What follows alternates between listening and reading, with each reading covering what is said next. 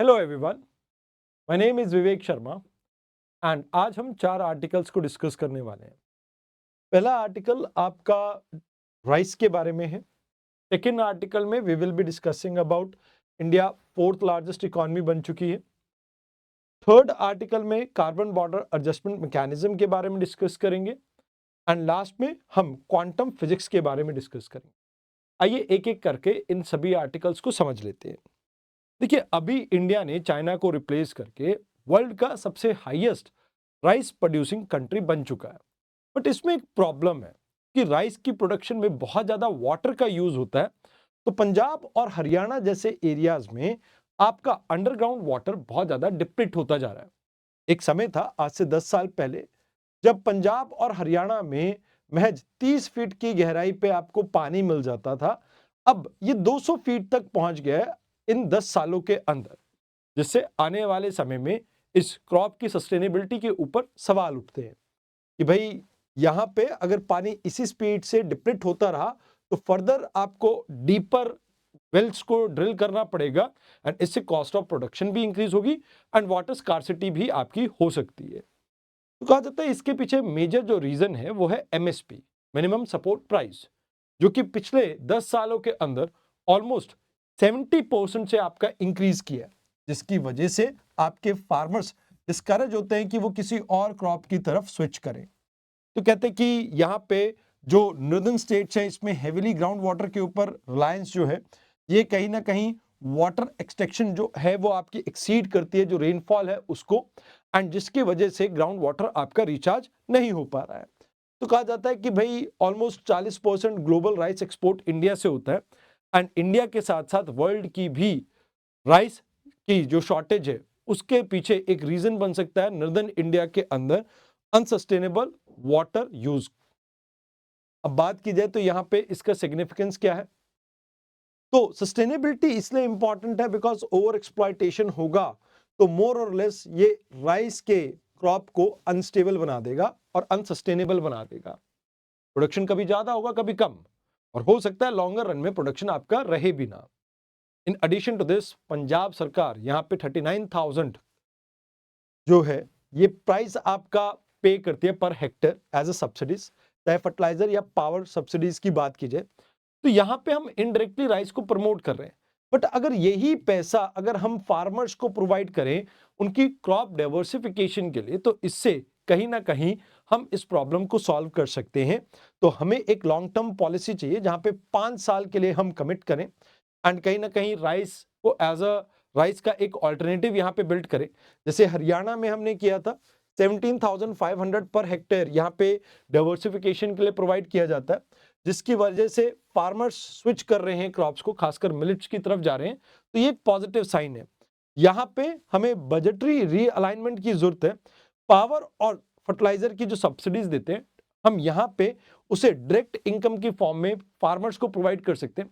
जैसे किसान सम्मान योजना आपको पता होगा जिसमें 6,000 रुपए किसानों को प्रोवाइड किए जाते हैं। तो यहाँ पे ऐसा ही कुछ किसानों को अगर डायरेक्टली प्रोवाइड किया जाए तो इससे कहीं ना कहीं हम डिस्करेज कर सकते हैं राइस को एंड अदर क्रॉप्स को प्रमोट कर सकते हैं। That was the first article. तो ये इसके ऊपर प्रैक्टिस क्वेश्चन और प्रीवियस ईयर क्वेश्चन है, 2017 का क्वेश्चन है, आप इसे देख सकते हैं। Now let's talk about the second article. India ने अभी जापान को रिप्लेस करके फोर्थ लार्जेस्ट इकोनॉमी बन गई, जहां पे हमारी अभी करंट जीडीपी वैल्यू है 4.18 ट्रिलियन डॉलर। अब यहां पे ये कहा जा रहा है कि ये डाटा 30 दिसंबर का है। तो अभी इंडिया की जो ग्रोथ ट्रेजेक्टरी है आप इसे देखें तो India one of the country जो लार्जेस्ट इकोनॉमी है एंड सबसे तेजी से ग्रो कर रही है उनमें से एक है। 2030 आते आते हम यहां पे 7 ट्रिलियन डॉलर की इकोनॉमी हो चुके होंगे एंड जब हम जर्मनी को भी पीछे छोड़ चुके होंगे। तो इंडिया में रोबस्ट डेवलपमेंट के पीछे रीजन है आपका private consumption and even IMF, world bank, जो एशियन डेवलपमेंट बैंक है एंड स्टैंडर्ड एंड पुअर, इनकी रिपोर्ट्स के अकॉर्डिंगली इंडिया की जो इस साल की जीडीपी ग्रोथ है पहले प्रोजेक्ट की गई थी 6.2%, अभी 7.4% के आसपास ये प्रोजेक्ट कर रहे हैं। तो आरबीआई ने भी यहाँ पे काफी अच्छा रोल निभाया है। इन्फ्लेशन को ब्रॉडली वो जो 4% ±2% की ब्रैकेट है उसमें मेंटेन किया है, जिससे इन्फ्लेशन का प्रेशर कम हुआ एंड इकोनॉमिक डेवलपमेंट और बेटर हुई है। अब जीडीपी होती क्या है? देखिए, एक जोग्राफिकल एरिया में जो टोटल मॉनेटरी वैल्यू है आपके फिनिश गुड्स एंड सर्विसेज की विद इन अ कंट्री, एक बॉर्डर के अंदर, एक स्पेसिफिक टाइम के अंदर, इसे आप जीडीपी कह देते हैं। जीडीपी को ministry of statistics program and implementation आपकी आपका डाटा इशू करती है, यानी ministry of statistics and program implementation इसकी नोडल मिनिस्ट्री है, बट इसके अंडर नेशनल स्टैटिस्टिकल ऑफिस है जो यहाँ पे ये डाटा रिलीज करता है। तो इसके बारे में आपको याद रखना है। अब यहाँ कुछ चीजें हैं जो आपके दिमाग में रहनी चाहिए, सिग्निफिकेंस इस माइलस्टोन का। कहीं ना कहीं इंडिया की लिवरेज जो इंटरनेशनल फोरम है उसमें इंक्रीज होगी, खासकर अगर हम बात करें G20, IMF, वर्ल्ड बैंक जैसे इंस्टीट्यूशन में हम अपने इंटरेस्ट को बेटर रिप्रेजेंट कर पाएंगे। मोर ओवर इससे इन्वेस्टमेंट भी इंडिया की तरफ अट्रैक्ट होंगी। खासकर अगर बात की जाए तो China+1 इनिशिएटिव जो है हमारा, जहां पे हम इंडिया के अंदर मैन्युफैक्चरिंग सेक्टर को बूस्ट करने की बात करते हैं, तो यहाँ पे एफडीआई के थ्रू हम कहीं ना कहीं इन्हें अट्रैक्ट कर पाएंगे, क्योंकि इंडिया की overall economic stability, macro economic stability काफी अच्छी देखने को मिल रही है। देन करेंसी स्टेबिलिटी की बात करें, ऑल्दो अभी थोड़े टाइम पहले रुपए बहुत फ्री फॉल में था, बट स्टिल हमारे पास फॉरेन एक्सचेंज रिजर्व बहुत डीप है, we are having a deep pocket. तो कहीं ना कहीं ये भी हमारे लिए एक कुशन का काम करता है, जिससे हम फॉरेन इन्वेस्टमेंट को और ज्यादा अट्रैक्ट कर पाएंगे। एंड यहाँ पर अगर एफडीआई को हम अट्रैक्ट कर पाए तो ये फॉरेक्स रिजर्व और ज्यादा इंक्रीज ही होगा। क्रेडिट रेटिंग भी इससे इंप्रूव होंगी, जिससे हमारे लिए मनी बोरो करना काफी इजी रहेगा एंड हम इंडिया की मतलब प्रॉस्पेरिटी को और ज्यादा प्रमोट कर पाएंगे। तो ये एक क्वेश्चन है जिसको आप अटेम्प्ट कर सकते हैं। 2015 का PYQ इकोनॉमी से रिलेटेड है, जीडीपी से रिलेटेड है, आप इसको अटेम्प्ट कीजिए। Now let's talk about carbon border management, carbon border adjustment mechanism. So what is this? देखो, ये तो आप सभी को पता होगा, यूरोपियन यूनियन अपने स्ट्रिक्ट इन्वायरमेंटल लॉज के लिए जाना जाता है। अब प्रॉब्लम यहाँ पे ये है कि जब से इन्होंने अपने स्ट्रिक्ट नॉर्म्स को अपनाया, तो यहाँ की कंपनीज अपने काम को बाहर भेजने लग गई। जैसे for example let's say steel की रिक्वायरमेंट है, डोमेस्टिक स्टील को ना यूज करते हुए इंडिया, चाइना जैसी कंट्रीज से स्टील को इंपोर्ट करने लग गया, तो इससे डोमेस्टिक इंडस्ट्रीज के ऊपर बहुत नेगेटिव असर पड़ रहा था। तो गवर्नमेंट ने यहाँ पे सोच रखी कि देखो, हम एक्चुअल में नेट जीरो अचीव करना चाहते हैं, एंड अभी हमारा मेजर फोकस है शॉर्ट टर्म में कि हम 55% तक अपने कार्बन एमिशन को कम करें। बट हमारे अकेले के करने से क्या होगा? जब हमारे जो प्रोडक्ट है अगर वो बाहर से बन के आ रहे हैं और कार्बन एमिशन उतना ही है, तो प्रॉब्लम है इसमें। तो इन्होंने क्या किया, एक पॉलिसी टूल डिजाइन किया जहां पे ये कहते हैं कि भाई, अगर आपका कार्बन एमिट हो रहा है ड्यूरिंग द प्रोडक्शन, तो ये गुड्स अगर यूरोपियन यूनियन में आते हैं तो उस केस में आपके ऊपर कुछ हम यहाँ पे टैरिफ इंपोज करेंगे। तो इंडिया के स्टील एंड एल्यूमिनियम जो है, इसको 20 to 35% का टैक्स लगेगा। एंड इसमें दो फेजेस थे। पहला फेज था आपका 2023 से 25 तक, ये ट्रांजिशन फेज था जहां पे रिपोर्ट करने थे आपको आपके एमिशन। वेयर एज एक डेफिनेटिव फेज आएगा अभी 2026 से स्टार्ट हो जाएगा 34 तक, जहां पे आपके ऊपर यहाँ पे कुछ पेनल्टीज को इंपोज किया जा सकता है। तो अगर देखा जाए तो यहाँ पे क्या है, iron and steel, aluminium, cement, fertilizer, electricity and hydrogen, इन सेक्टर्स के ऊपर ईयू फोकस कर रही है कि इन्हें हम डीकार्बनाइज कर सके किसी भी हालत में। ऑल्दो इंडिया एंड जो बेसिक कंट्री है वो इसको अपोज करती है। वो कहती है कि भाई, कॉमन बट डिफरेंशियल रिस्पॉन्सिबिलिटी जो है, इस प्रिंसिपल को ये वायलेट करता है। एंड अभी डेवलपिंग कंट्रीज के पास वो रिसोर्सेज नहीं है कि वो फॉसिल फ्यूल से अपनी इंडस्ट्रीज को शिफ्ट कर सके।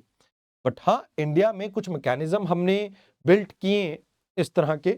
लाइक अगर आप देखें तो इंडिया ने खुद का, जैसे जो ये कार्बन बॉर्डर एडजस्टमेंट मैकेनिज्म है, इसमें बात की जाती है कि आपको कार्बन को परचेज एंड सेल की बात की जाती, तो हमने कार्बन क्रेडिट ट्रेडिंग स्कीम को यहाँ पे लॉन्च किया। मोर ओवर इंडिया में कुछ सेक्टर के ऊपर हम परफॉर्म, अचीव एंड ट्रेड जैसी स्कीम को भी इंप्लीमेंट कर रहे हैं। बट अब इसको हमने प्रेजेंट इस सिस्टम के अंडर कन्वर्ट कर दिया है जहां पे carbon credit and trading scheme को हम इंप्लीमेंट कर रहे हैं।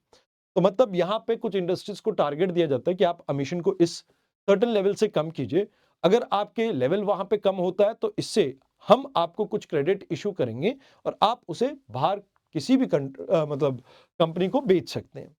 तो यहाँ पे इनका मेजर मकसद यही है कि कार्बन लीकेजेस को कम करें, जहाँ पर जो ईयू की फर्म्स हैं वो अपनी प्रोडक्शन कहीं ना कहीं पोल्यूशन हेवंस के अंदर शिफ्ट कर रही थी, इसे रिड्यूस किया जा सके। इंडिया के 27% जो ट्रेड है एल्यूमिनियम एंड स्टील का, वो कहीं ना कहीं यूरोप के साथ होता है, तो उसके ऊपर इम्पैक्ट पड़ सकता है इसका। एंड इसमें मेजर चीज है कि हम ये कह रहे हैं कि क्लाइमेट जस्टिस के अगेंस्ट जाता है। तो दीज आर द थिंग्स जो आपको यहाँ पे याद रखनी थी। इसके ऊपर एक प्रैक्टिस क्वेश्चन है, आप लाइक रिलेटेबल क्वेश्चन आप अगर देखें तो आप पीवाईक्यू को यहाँ पे देखिए, इसके बेसिस पे आप देखिए कि ये टॉपिक काफी इंपॉर्टेंट है। आइए अब बात करते हैं आज के आखिरी आर्टिकल की। 1925 में पहली बार क्वांटम फिजिक्स के बारे में बात हुई थी, तो 100 साल कंप्लीट हुए, तो यूनाइटेड नेशन ने 2025 को international year of quantum science and technology के तौर पे सेलिब्रेट किया। अब क्वांटम फिजिक्स क्या है, जहां पे हम ये देखते हैं कि मैटर एंड लाइट किस तरह से एटॉमिक एंड सब एटॉमिक स्केल पे बिहेव करते हैं, एंड यहां पे आपकी क्लासिकल फिजिक्स किसी भी तरह से काम नहीं आती है। अब इसमें दो चीजें होती है, super positioning and quantum entanglement. Super positioning होती है जैसे फॉर एग्जांपल लेट्स से मेरे हाथ में एक कॉइन है, अब मैं इस कॉइन को फ्लिप करूं हवा में, तो जब ये कॉइन हवा में था तो यहां पे ये ना तो हेड था ना ये टेल था, ये साइमल्टेनियसली हेड एंड टेल दोनों स्टेट में एग्जिस्ट करता था। तो सुपर पोजिशनिंग आपकी क्यूबिट्स को रिप्रेजेंट करती है, जहां पे 0 और 1 के अलावा वो साइमल्टेनियसली 0 भी है और 1 भी है।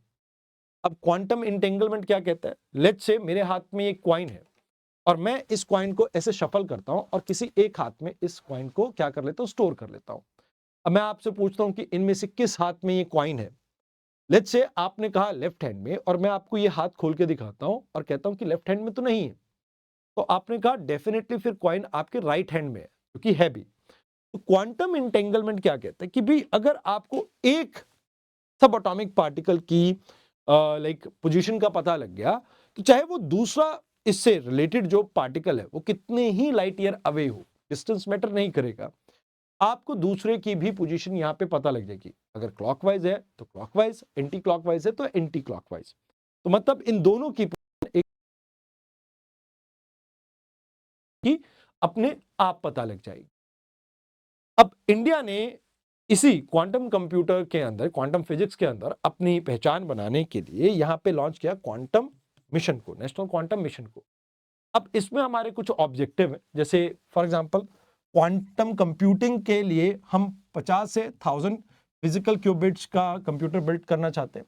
क्वांटम कम्युनिकेशन को हम बिल्ड करना चाहते हैं, जिसमें सैटेलाइट से 2000 किलोमीटर तक का डिस्टेंस हम कवर कर सके, एंड कहीं ना कहीं लेट्स से जो सिटीज के बीच में डिस्टेंस हो अप्रोक्सीमेटली 2000 किलोमीटर का, इनके बीच में भी हम क्वांटम कम्युनिकेशन को स्टैब्लिश कर सके। Then quantum sensing and metrology से हम यहाँ पे डील करना चाहते हैं, जहाँ पे नेविक है, इसमें हम क्रिएट करना चाहते हैं हाई प्रिसीजन एटॉमिक क्लॉक, ताकि नेविक की जो पोजिशनिंग है उसको हम और बेटर कर सके। मोर ओवर जो क्वांटम मटेरियल है, डिवाइसेस हैं, हम उसको भी यहाँ पे बिल्ड करना चाहते हैं। तो इसमें कई सारे आपके प्रिंसिपल होते हैं, जैसे वेव पार्टिकल ड्यूअलिटी, जिसमें ये कहा जाता है कि भाई मैटर है जैसे इलेक्ट्रॉन या आपकी लाइट, तो ये पार्टिकल की तरह और वेव की तरह एक साथ बिहेव करते हैं। तो ये एक बात कही जाती है। क्वांटा कॉन्सेप्ट भी आता है, मैक्स प्लैंक ने ये प्रपोज किया था कि इन्होंने कहा था कि जो एनर्जी है ये एक डिस्क्रीट पैकेट की फॉर्म में आपकी एग्जिस्ट करती है, तो दैट इज क्वांटा, इसे क्वांटा कहा जाता है। एक प्रिंसिपल ऑफ अनसर्टेनिटी के बारे में भी हिंसबर्ग ने कहा था, जहां पर यह कहा था कि पोजीशन और मोमेंटम आप साइमल्टेनियसली मेजर नहीं कर सकते प्रिसीजन के साथ, तो ये भी चीज यहां पे कही गई है। एंड लास्ट में एक क्वांटम टनलिंग की भी बात होती है, जहां पे कहा जाता है कि भी फिजिकल स्पेस में मैं ये कह सकता हूं कि मैं इस दीवार के आर पार नहीं जा सकता हूं, बट क्वांटम फिजिक्स में इट कैन बी पॉसिबल। तो क्लासिकल जो आपके बैरियर्स है, जिसको आप नॉर्मली कहते हैं कि भाई कोई भी पार्टिकल कवर उससे पार नहीं जा सकता, बैरियर के उस पार नहीं जा सकता है, तो यहां पे ये कहा जाता है जैसे न्यूक्लियर फ्यूजन रिएक्शन है या फ्लैश ड्राइव्स है आपकी, इसमें ये पॉसिबल करके दिखाया कि क्वांटम स्टेट में पार्टिकल फिजिकल बैरियर के पार भी जा सकता है। अब इसके एप्लीकेशन बहुत सारे फील्ड में आपको देखने को मिलते हैं, तो आपको याद रखना है quantum computing basically classical computer की जो इंस्क्रिप्शन है उसे कुछ सेकंड्स में तोड़ सकता है। जैसे स्काईमोरा के बारे में आपने सुना होगा, जो नॉर्मल आपके सुपर कंप्यूटर 10,000 साल में जो इक्वेशन सॉल्व करते हैं, ये मात्र इसको लेट्स से 200 सेकंड के अंदर सॉल्व कर देता है। तो that is there. Then quantum key distribution की बात कीजिए तो ये अनब्रेकेबल है। आपको कहीं ना कहीं ईव्स ड्रॉप प्रूफ कहीं ना कहीं कम्युनिकेशन का सपोर्ट प्रोवाइड करता है। देन एटॉमिक क्लॉक सैटेलाइट्स के अंदर यूज की जा सकती है, जो कि कहीं ना कहीं उनकी प्रिसीजन को और ज्यादा इंप्रूव करेगा। मैग्नेटिक जो आपकी रेजोनेंस इमेजिंग होती है एमआरआई, इसमें ये आपको बेटर हेल्प कर सकता है। लेजर्स के अंदर यूज हो सकता है। क्वांटम डॉट जो कि एलईडी पैनल्स में यूज होती है, उसके अंदर वाइब्रेंट कलर्स के लिए भी आप इसको यूज कर सकते हैं। याद रखना ये कुछ चीजें हैं जो आपके यूपीएससी में पूछी जा सकती हैं। एंड क्यूबिट्स के बारे में 2022 में एक बार क्वेश्चन पूछा था आपका, एंड इवन मेंस के प्रैक्टिस क्वेश्चन में भी आपको ये देखने को मिलता है। तो कहीं ना कहीं इसके ऊपर आपको फोकस करना चाहिए, बिकॉज इस साल मुझे उम्मीद है कि क्वांटम फिजिक्स के ऊपर आपको क्वेश्चन आ सकता है। तो जाने से पहले आप सभी को हैप्पी न्यू ईयर मेरी तरफ से। कोशिश कीजिए कि इस साल आप मेहनत कीजिए और अपने जो टारगेट्स हैं उन सभी टारगेट्स को अचीव कीजिए। आपकी यही मेहनत, लगातार किया गया वर्क, डिसिप्लिन एंड कंसिस्टेंसी कहीं ना कहीं आपको एक ऑफिसर बनाने की काबिलियत रखता है। तो आज के लिए इतना ही। अलविदा।